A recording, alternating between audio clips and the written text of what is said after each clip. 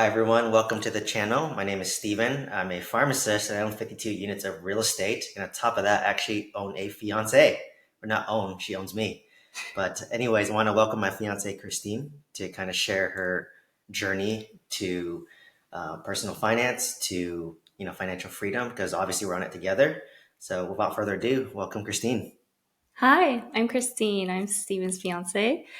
Nice to meet everyone. And I'm also a pharmacist. Been a pharmacist since I was 22, graduated from UOP. And Steven is the one that got me into the real estate journey. So yeah, just maybe let's take a step back. So, obviously we both graduated as pharmacists younger. I graduated in 2013. You graduated in 2017. Went to the same school. We didn't actually know each other in school, but we went to the same accelerated program, which is 2 years undergrad and 3 years of pharmacy school. So you typically graduate at 22 or 23. And we graduate young, making six figures, but we also have six figures in debt. So maybe kind of share that journey for yourself.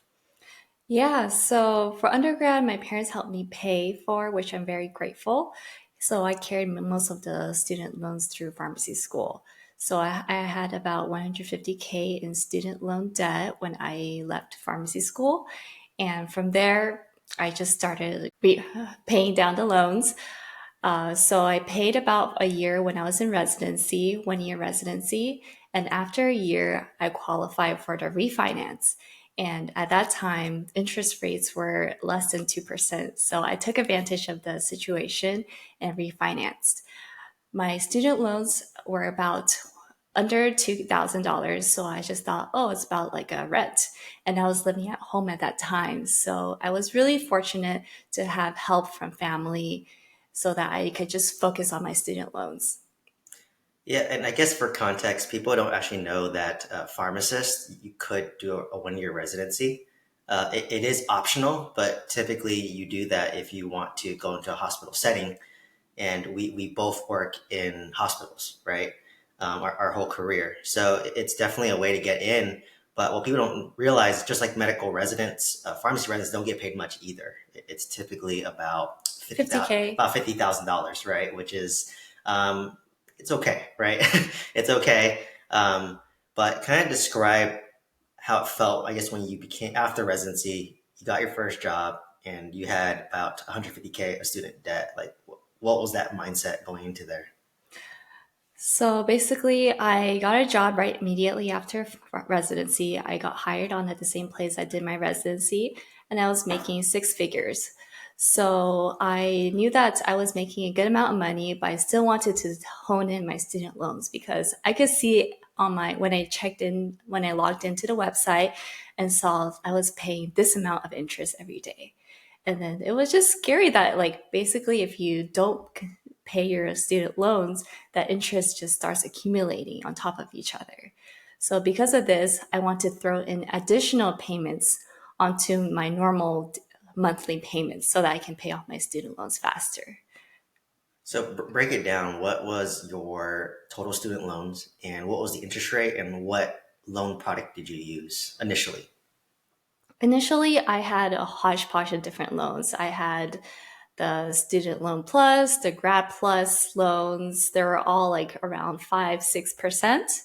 And because it was in 2017, 2018, the interest rates were very low. So I refinanced through First Republic. I believe they don't exist anymore. They got bought out by Chase. So at that time, interest rates were under 2% when we refinanced for 5 years. So about after for 150K student loans, the interest payments came about to just under $2,000 a month. So on top of that, if I had any extra leftover money, I would throw any money on top of that. Yeah, so basically, what a lot of people don't know is when you go to graduate school, whether it's pharmacy school, medical school, any like higher level education, the federal loan, it's basically broken into like three categories. There's like, I think, subsidized, unsubsidized, but then there's something called grad plus when you have to pay a lot more money. So typically the grad plus loan, it's higher interest rates, It's very right? complicated. Yeah, There's so many different it's categories. super complicated, but as you alluded to, the interest rates are like 5 to 7%, right? And typically, our parents have to co-sign us Hmm. because they want that security. And when you file for bankruptcy, the student loan still stays with you; it doesn't get wiped out. So, two paths that people do is you can do the public student loan forgiveness if you work for a nonprofit for 10 years. For both me and Christine, we worked for profits, so it didn't really apply. So what I did as well was we refinanced our loans to lower interest rate. I think hers was what, like up sub 2%, and it was a 5, 7 year loan. Yeah, there was Um, different options. You yeah. could do either 5 years, 7 years, or 10 years. Okay, and then you did the 5 year. Was I it did five the year? 5 years. So yeah, you did the 5 year, 2.5% interest, and basically, you took whatever extra money you had. So we'll kind of dive into it later, but generally speaking, we're a little bit more frugal and humble in terms of our living, um, compared to most people, compared to our peers. But because of that, we're able to save more money and then pay off our student debt faster. I lived at home starting off too when I was, younger. And because I didn't have to pay rent, right? Like we just took that rent money to basically pay down our student loans faster. And that kind of helped accelerate our kind of financial journey. So, how long did it take you to pay off your student loans? And then what happened after that? I paid it off in about 4 years because I just kept throwing additional payments onto that. And after that, I was free. It was like one of the best feeling ever when I paid off the last payment. And after that, I could just focus on whatever I wanted to, and it's basically an extra rent. Yeah, and then I'm sure people are going to ask, but if your interest rate was only 2% for your student loan, like what motivated you to pay it off faster versus like investing it into a 401k and the S&P 500 where you average about, 7 to 10%? Like why'd you decide to pay off your loans instead of maybe invest that money That's a good differently? point. You know? Yeah, so basically, when I first started off, when I was in school, I just knew that debt was bad. And then, so any kind of debt, I just wanted to focus on. Luckily, I didn't have any other debt. I didn't have any car payments or credit card. I would pay off my credit card every single month. So this was the only thing I needed to focus on.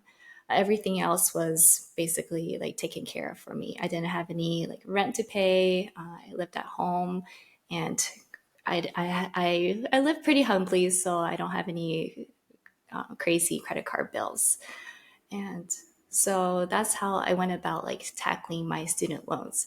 In terms of like other investments, my employer at that time only limited me to investing 5% of my paycheck into their 401k.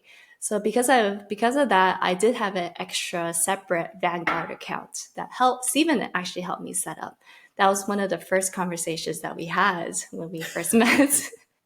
He was teaching me about Roth and then Vanguards and how I can invest additionally.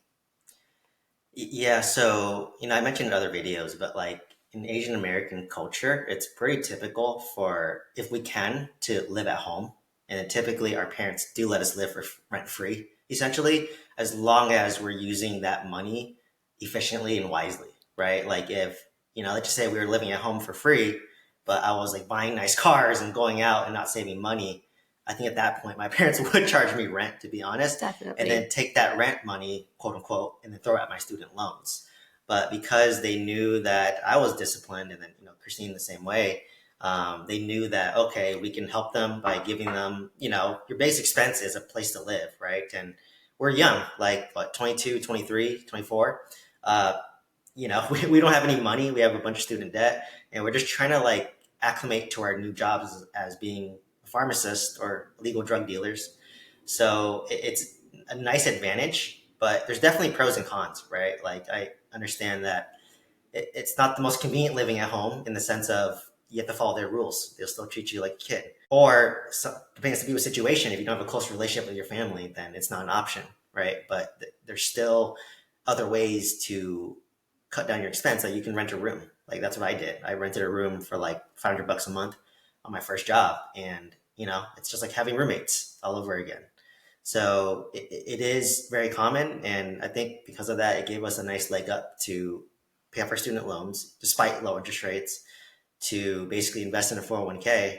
And yeah, it was funny. Like our first conversation, I think when we met back in 2017, I was teaching her about like a 401k, just an excuse to talk to her. But It I worked. yeah, I just read the book Money Master the Game by Tony Robbins, right? But I didn't really know much. I just was maxing out my 401k, for the past 4 years because I graduated 4 years before her. So cool. Well, we just want to talk about kind of student loans for this kind of first episode, and obviously we'll deep dive into other episodes, and I'm sure you guys will have a lot of questions for us as we go down this series. I don't know what to call this series yet. Maybe like Fiancé and Finances, Yeah, I or like that. you tell me what makes sense. I'll have a playlist on it, but let me know if you have any questions. Yeah, let us know if you want to hear about any other like finances situations that we can go over. I'm pretty sure we've gone through it. Yeah, and we've gone through a lot. I mean, kind of previewing. We've gotten into arguments over finances. If you look at the data, I think a higher percentage of divorces are caused by money and finances. So that's why we're trying to be fully transparent. But anyways, please like, comment, subscribe. If you want to learn how to buy multifamily real estate with guidance, check out the mentorship program. Otherwise, hope to see you in the next one. Thank you so much. Bye. Thank you.